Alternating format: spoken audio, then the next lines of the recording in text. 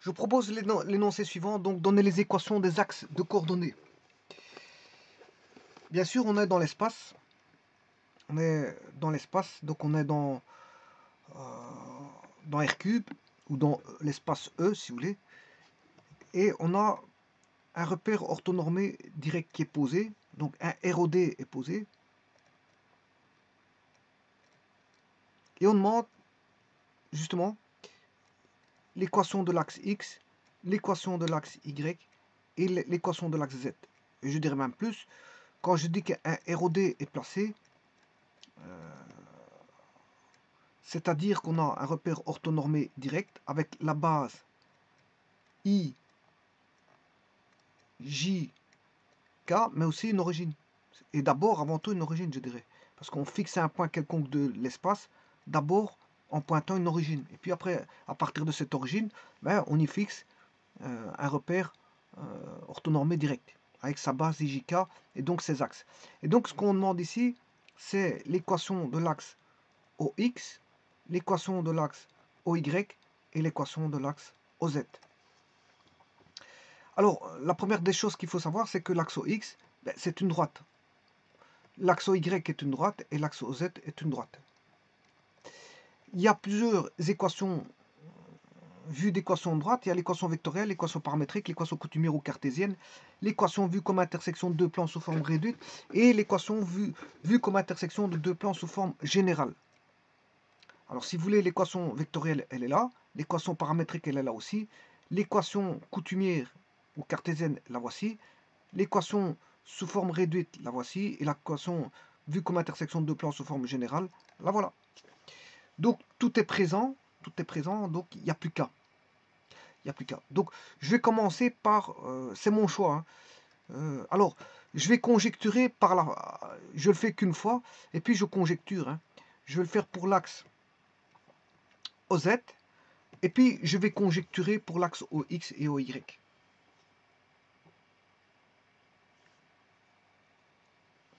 Alors pour ça, je vais me préparer pour aller voir sur GeoGebra. Bien sûr, je vais mettre l'axe, le système, le ROD. On est dans l'espace, je vais fermer. Alors comment va se mettre une droite?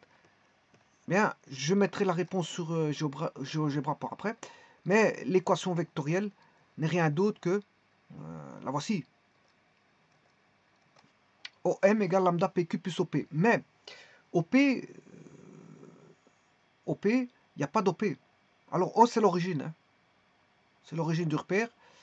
Il n'y aura pas d'OP.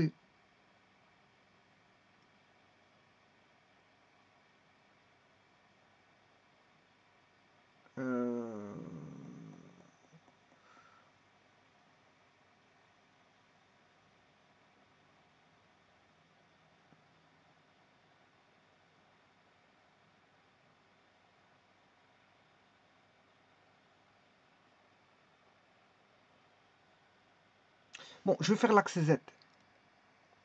Je vais mettre un vecteur. Je prends le point 0,03.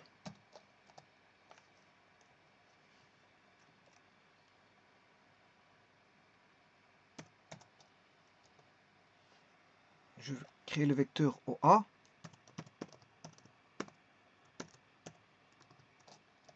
Le voici. Bien sûr, je vais mettre l'origine.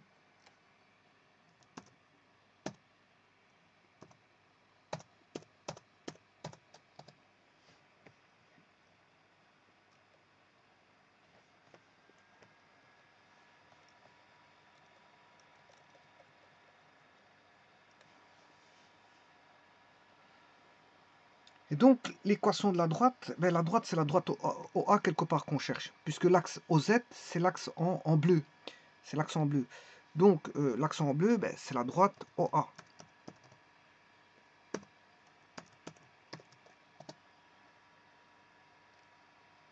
Et vous voyez que là, j'ai un point de passage qui est 0, 0, 0. Et bien sûr, vous aurez compris que la direction, c'est 0, 0, 3. Il n'y a pas de direction, si vous voulez, suivant Y, il n'y a pas de direction suivant X, il y a exclusivement... Alors, X, c'est l'accent rouge, et Y, c'est l'accent vert. Hein. Il n'y a pas de direction. La droite qui est présentée là, que j'ai mis en noir, ben, je peux changer de couleur, ça.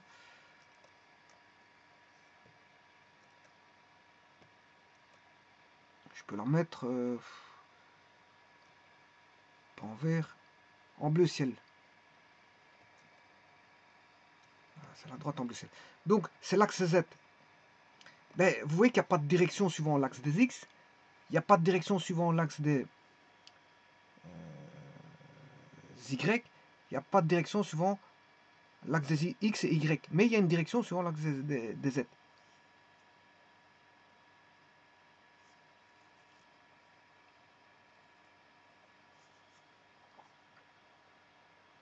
Alors, si je fais la même chose avec... Alors, je vais d'abord traiter ceci. Donc, un point de passage serait 0, 0, 0. Je passe par le point 0, 0, 0.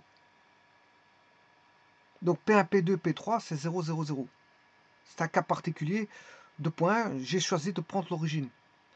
Alors, Q1 moins Q2, Q2 moins P3, Q3 moins P3. Donc, en vectoriel, je vais d'abord la mettre la vectorielle. On aura lambda PQ. Alors, le P, je peux prendre l'origine.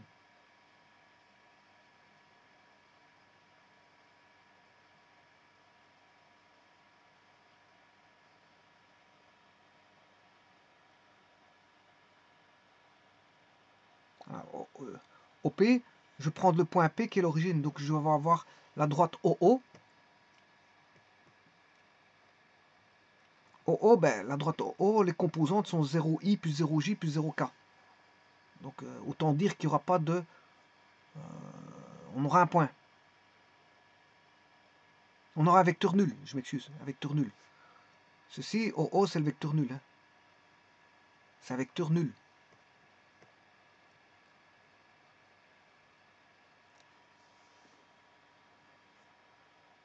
Donc, on n'aura que lambda PQ.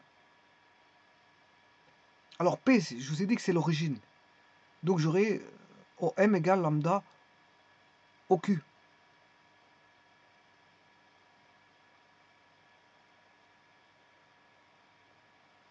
Donc, maintenant, si je devais écrire l'équation paramétrique, alors OQ, je peux prendre que c'est le vecteur ici. Si je prends OQ, le meilleur des OQ que je peux prendre, ben, c'est un vecteur unitaire ici. Donc, ce serait lambda E3. Voilà. Donc, je pourrais écrire, voilà l'équation. Une des meilleures équations que je pourrais avoir, c'est avec une base unitaire, OM, c'est tous les points M tels que OM égale lambda E3. Voilà, ça c'est pour l'axe OZ. Donc si je conjecture pour l'axe OY, s'il me faut l'axe OY, ce sera OM égale lambda E2. Et si je... Voilà, ça c'est pour l'axe Y.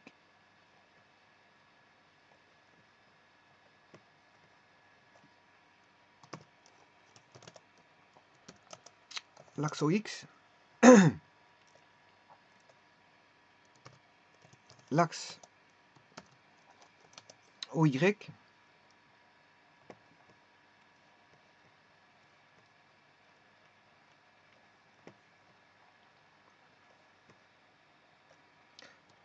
L'axe OZ. Je m'excuse. Alors, on a l'axe OX, c'est OM égale lambda E1. Voilà, ça c'est pour les équations vectorielles. C'est tous les points M tels que OM égale lambda E1 pour l'axe OX, avec lambda appartenant à R. Idem pour l'axe OY, mais là on aura OM égale lambda E2 et OM égale lambda O3. Voilà, pour les équations vectorielles. Maintenant, je vais faire les équations paramétriques. Je vais le faire d'abord pour l'axe Z. Et pour l'axe Z, on a, je vous ai dit, il n'y a pas de direction. Alors j'ai pris P1 égale 0, P2 égale 0, P3 égale 0, parce que j'ai pris le P qui est égal à l'origine. Je viens de vous le dire, le P est assimilé à l'origine. Alors il me reste Q1 moins P1, Q2 moins P2, Q3 moins P3. Ben, il n'y a pas de direction pour l'axe des Z, il n'y a pas de direction suivant X. Il n'y a pas de direction suivant X et suivant Y. Donc la paramétrique, elle est facile à trouver. J'aurai X égale 0 lambda, Y égale 0 lambda, et Z égale 1 lambda. Avec lambda, bien sûr, appartenant à R. Vous aurez compris. Et donc, c'est pour ça que vous voyez qu'il y a la direction. Ouais, ici, j'ai pris 0,03. Ben, j'aurais pu prendre 0,04 ou 0,05 ou 0,06. C'est toujours proportionnel à 0,01. Voilà, c'est toujours proportionnel à 0,01. Moi, j'ai pris là-bas une base unitaire 1. C'est pour ça que j'ai 1. Bon, ben, si vous mettez 0,04 ou 0,03 comme il est indiqué ici, c'est bon. Hein. Si même je mets... C'est normal parce que j'ai mis le point A en 3. J'aurais dû pas faire ça. L'idéal, le mieux, c'est de le mettre avec un vecteur unitaire pour voir toute la chose. Je vais le remettre en 1. Voilà. J'ai ceci. J'ai un plus petit vecteur, OA. Il est unitaire, celui-là. Donc, je vais écrire, là, avec un vecteur unitaire. Si j'écris avec un vecteur unitaire, on a 0 égale à lambda. Alors maintenant, vous allez me dire, ouais, mais pour l'axe Y, ben, ce sera la même chose. L'axe Y, il n'y a pas de direction suivant X. Il y a une direction suivant, je la prends unitaire, une direction suivant Y. Il n'y a pas de direction suivant Z. Et maintenant, je vais faire X. On aura X égale 1 lambda, Y égale 0 lambda, et Z égale 0 lambda. Alors, je vais vous prouver que ça fait bien ça. Je vais créer un vecteur B qui est 1,0,0. Ça, c'est le point A de coordonnées 1, 0, 0. Un vecteur C qui est, en fait, le vecteur I, je vais mettre IJK. C'est le vecteur IJK. À leur extrémité, ben, je leur pointe ABC. Je leur mets des points ABC. Donc là, ce sera le C 0,1,0. Et maintenant, je crée la droite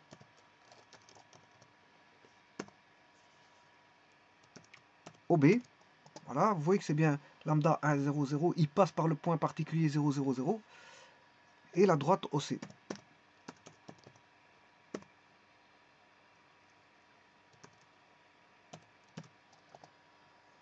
Donc vous avez, ici j'ai mis les trois droites, les trois axes, elles sont données ici. Voilà. G c'est la droite qui représente l'axe des X. H c'est la droite qui représente l'axe des Y. L'axe des Y est en vert, l'axe des X est en rouge, et l'autre c'est l'axe en bleu, c'est l'axe des Z, qui est donné par la droite bleu ciel.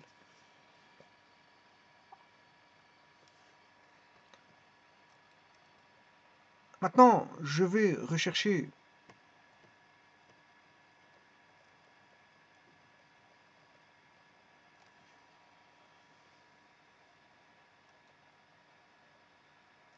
l'équation coutumière. Donc il suffit d'éliminer le paramètre lambda. On aura x sur 0 égale y sur 0 égale z sur 1. X sur 0 égale y sur 1 égale z sur 0. X sur 1 égale y sur 0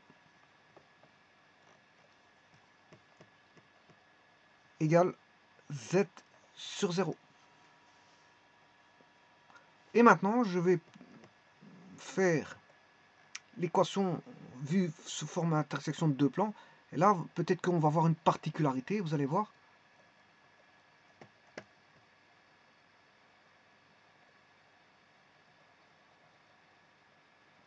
Regardez bien la particularité qu'on va avoir ici. Donc il existe l'équation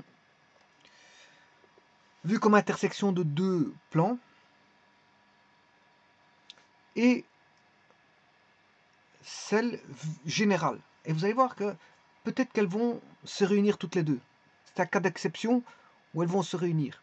Regardez bien, on va voir ça tout de suite. Donc je vais le faire pour l'axe X.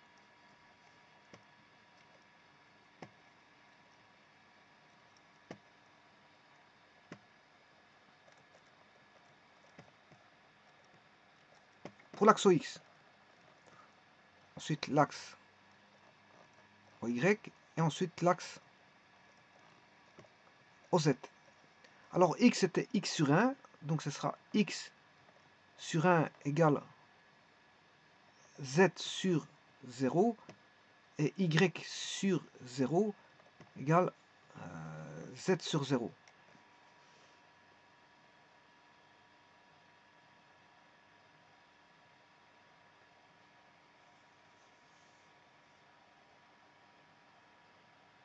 Bon, je vais faire d'abord l'axe OZ pour mieux voir les choses. Donc je vais faire X sur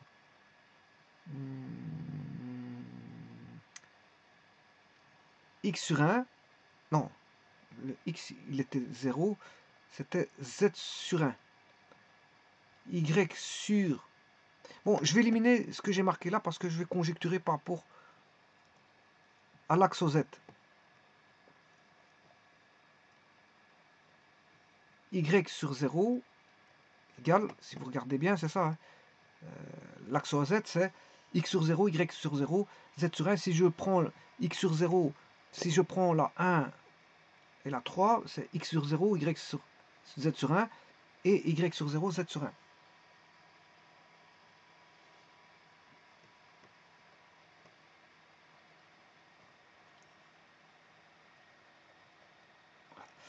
Donc ce qui veut dire que j'aurai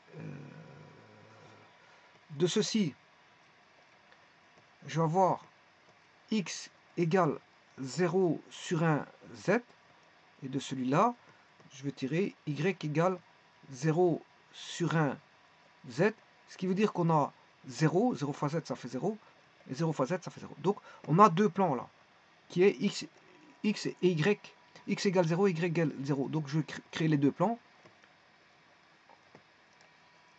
X égale 0. Là ce plan. Y égale 0. Et je vais faire l'intersection des deux. Et l'intersection des deux va me donner la droite qui représente l'axe OZ.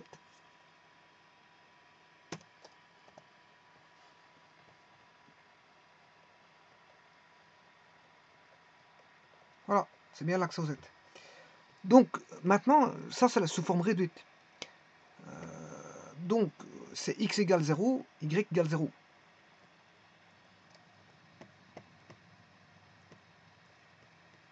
Sous forme réduite, la droite est donnée par l'axe, en tout cas l'axe OZ, c'est l'axe OZ, hein, est donnée par X égale 0 et Y égale 0. Maintenant, sous forme générale, ça va donner ça aussi. Donc c'est un cas particulier où la forme réduite et la forme générale se confondent tous les deux. Ils se confondent tous les deux.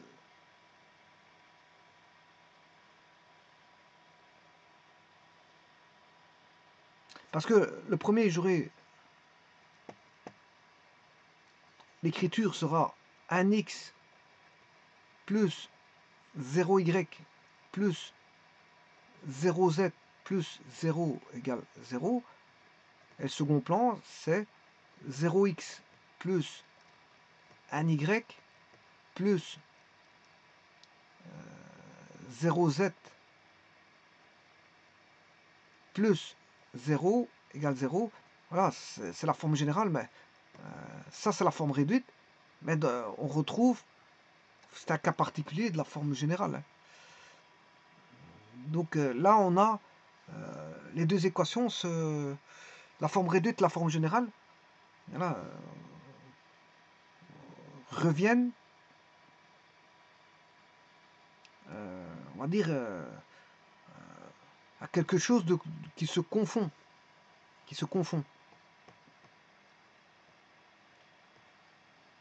On a on va dire, on a une confusion des genres entre l'équation forme réduite et la forme générale. Alors maintenant que vous avez compris ceci, ben, il suffit de faire l'axe y, c'est x égale 0, z égale 0, et l'axe x, c'est y égale 0, et z égale 0. Et voilà. Et donc là, vous avez toutes les équations des différents axes sous les différentes moutures d'équations. Donc vous avez l'équation vectorielle, l'équation vectorielle, l'équation paramétrique, l'équation cartésienne ou coutumière, et l'équation vue comme intersection de deux plans. Vue comme intersection de deux plans. Voilà, donc ça représente toutes les équations, voilà,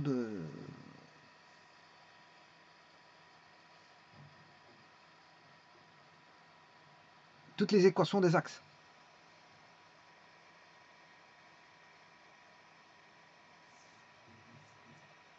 Alors, x égale 0, c'est le plan OX.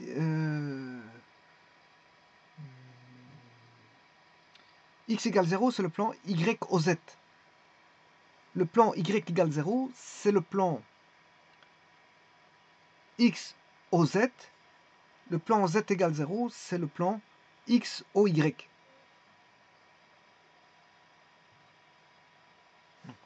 Le plan, au niveau des plans, on a le plan X égale 0, le plan Y égale 0, le plan Z égale 0. Le plan X égale 0, c'est le plan O, Y, Z. Celui-ci, c'est le plan O, X, Z. Et celui-là, c'est le plan O, Y, O, X, Y.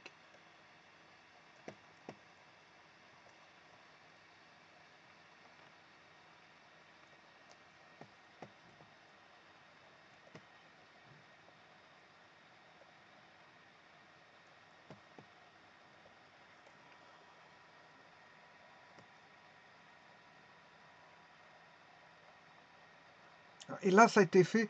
Ce qui a été fait, c'est l'axe Z, hein, l'axe OZ. Je peux le faire pour l'axe OY, que ça va être le même cheminement pour OX et OY.